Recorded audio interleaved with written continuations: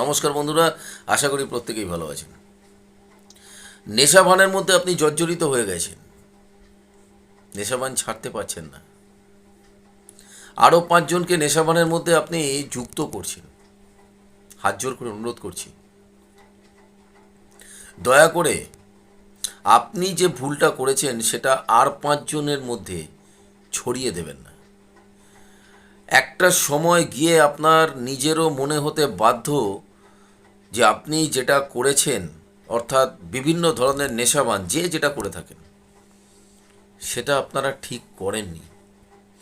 আপনার নেশাভানের মাধ্যমে আপনার নিজেকে আপনি দিনের পর দিন শেষ করছেন। আপনার লাংস, আপনার হার্ট, আপনার লিভার, আপনার শরীরকে শেষ করছেন, আপনার আয়ু কমিয়ে আনছেন। কিছুক্ষণের ভালো বিশাল কিছু হতে পারে না, সেটা কিছুক্ষণের জন্যই ভালো হতে পারে।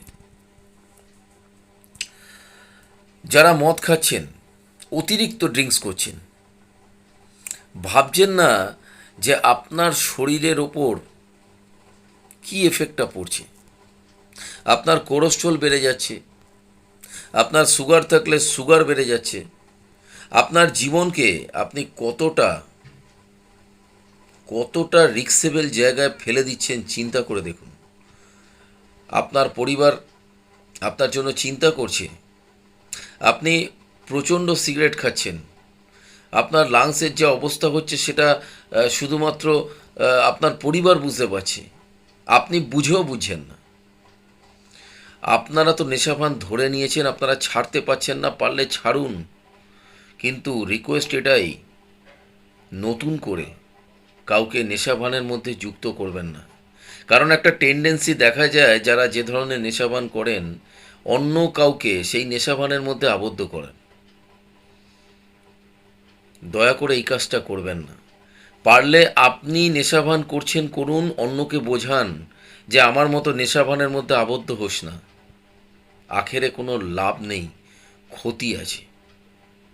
আপনার পকেট থেকে কত পয়সা চলে যাচ্ছে ফালতু ফালতু, আপনার শরীরের ক্ষতি হচ্ছে, আপনার দৃষ্টিশক্তি, আপনার বিভিন্ন ধরনের রোগে আপনি রোগগ্রস্ত হয়ে পড়ছেন। যদি পারেন নেশা ছেড়ে দিন, যে কোনো ধরনের নেশা। সুস্থ থাকুন। ধন্যবাদ।